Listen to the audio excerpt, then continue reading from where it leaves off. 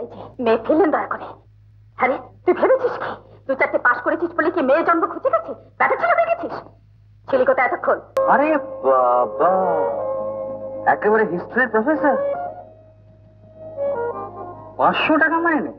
হ্যাঁ রে, অত টাকা নিয়ে কি করবে? কেন দুজনে মিলে উড়িয়ে শেষ করতে পারবো না?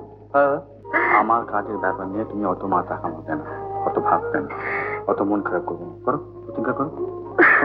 ছি ছি ছি ছি ছি ছি, তুমি এখনো ঘুমাচ্ছ? ঘুমাচ্ছি কোথায়, এমনি একটু শুয়েছিলাম। এই জন্যই না তোমার কোনোদিন কিচ্ছু হবে না। ওই যে কর্পোরেশনের কর্মচারীরা ওই যারা রাত থাকতে উঠে ওই গ্যাস বাতি নেবায়, তারপর রাস্তায় জল দেয়, তাদের ভবিষ্যৎ খুব উজ্জ্বল বলছো? নিজের ভবিষ্যৎ সম্বন্ধে কোনো মানুষ এত নির্বিকার হতে পারে তোমাকে দেখার আগে আমি কল্পনা করতে পারি।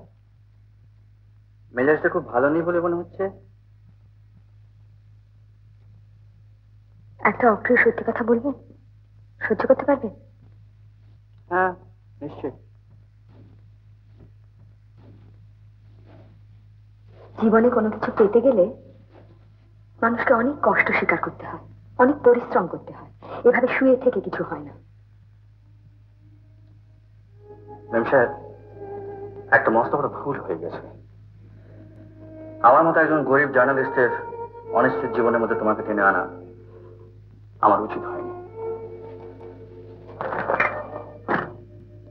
অপমান করছে? আমি তোমার টাকার মুখ চেয়ে বসে আছি, এ কদিনে তোমার এই কথা মনে হয়েছে? হ্যাঁ হ্যাঁ হ্যাঁ, আমি একটু সুখ স্বাচ্ছন্দ্যে থাকতে চাই, তুমি চাও না? কিন্তু আমি এও জানি যে অনেক টাকা পয়সা হলে মানুষের মন নষ্ট হয়ে যায়, আর তা আমি চাই না। আমি স্বপ্ন দেখি। কি স্বপ্ন দেখি জানো?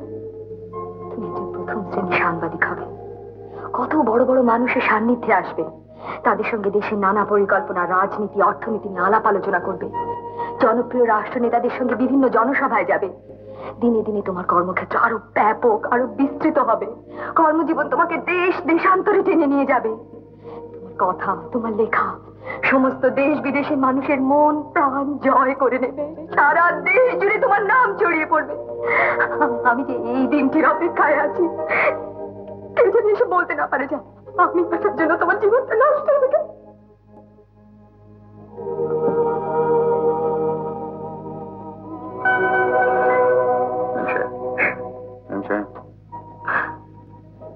তুমি প্রতিজ্ঞা করো যে তুমি আরেকটি মুহূর্ত নষ্ট করবে না।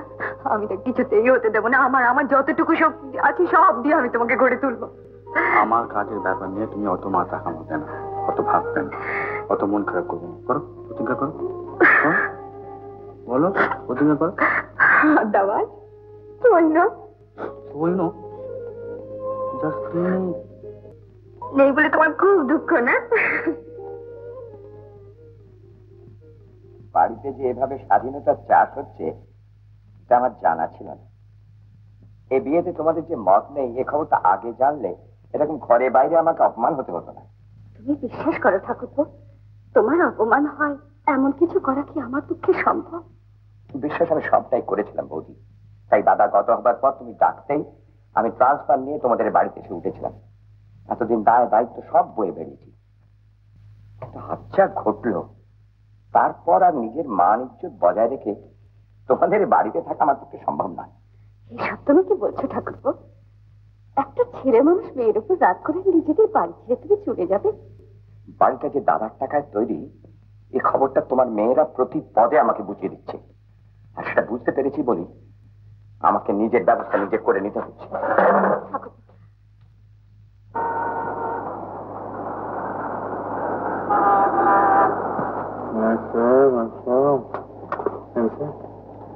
এই একজোড়া হাতের মধ্যে দিয়ে যে সাদা পৃথিবীটা ধরা যায়, এই রহস্য আমার আগে জানা ছিল না। আমিও জানতাম না যে হাত দেওয়া মানে সব দেওয়া, সব পাওয়া। আজ তোমাকে ছাড়তে ইচ্ছে করছে না। এখন তো আমার পক্ষে কোথাও যাওয়া সম্ভব নয়। তুমি নির্ভয় কাজকর্ম করো, আর আমরা পরীক্ষাটা দিইনি। এর মধ্যে কিন্তু আমরা কেউ কাউকে বিরক্ত করবো না। কারণ সে কি এতদিন তোমাকে না দেখে থাকবো কি করে? তুমি আর এসব কথা বলবে না, ভাববে না। এই যে মেয়ে ফেলেন দয়া করে।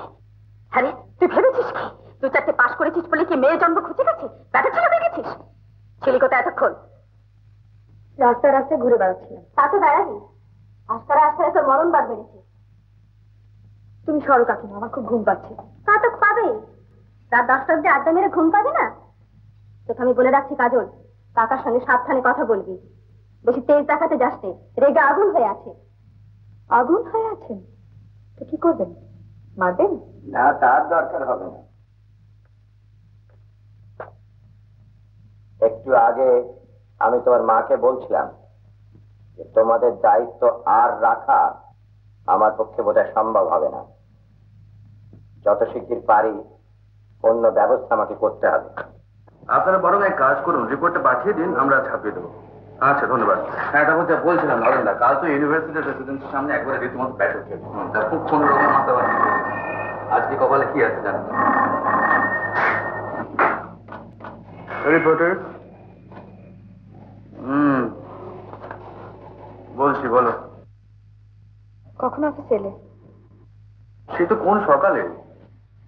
এই শোনা, তুমি একবার গঙ্গার ধারে মানে ওই গোয়ালিয়র গেটের কাছে একবার আসতে পারবে? গুড গড, এখন? কিন্তু এখন যে ভীষণ ব্যস্ত। কি ব্যাপার বলো তো? পরে বলবো, তুমি এসোই না প্লিজ, এসো। আমি কিন্তু তোমার জন্য অপেক্ষা করবো।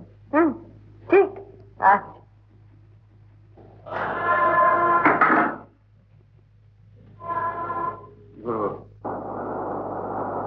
কি ব্যাপার, হঠাৎ এত জোর তলো? কৈফিয়ত চাও না, আগে চোখ বন্ধ করো। অর্ধেক না পুরো? দুষ্টুমি করো না, বন্ধ করো বলছি। করলাম। হাত পাতো। পাতলাম।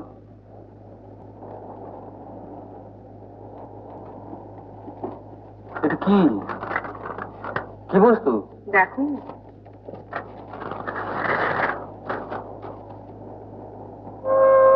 আরে বাবা, একেবারে হিস্ট্রির প্রফেসর, 500 টাকা মাইনে? হ্যাঁ রে, অত টাকা নিয়ে কি করবে? কেন, দুজনে মিলে উড়িয়ে শেষ করতে পারবো না? হ্যাঁ।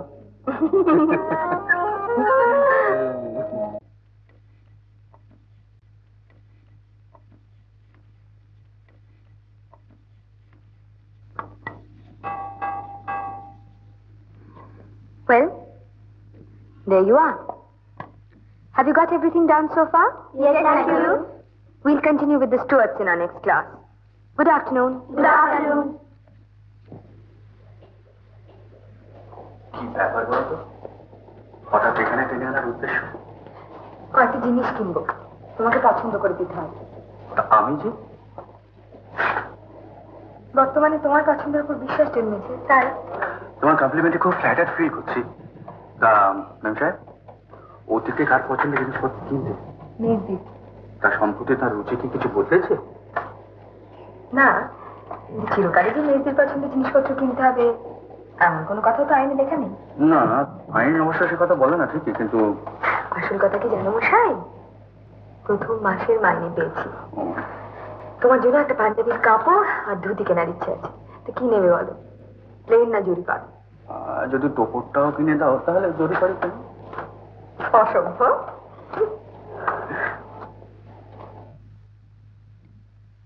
উমা, তুমি এখানে? আর অফিস রুম তোমাকে খুঁজে খুঁজে সারা। কেন? নোটিশটা একবার সই করিয়ে নেবার জন্য। কিসের নোটিস? সে কি তুমি জানো না? না। মেয়েরা এডুকেশনাল ট্রিপে বাইরে যাচ্ছে, যে যে প্রফেসর তাদের সঙ্গে যাচ্ছেন প্রিন্সিপাল তার একটা লিস্ট করেছেন, তুমি ইনক্লুডেড।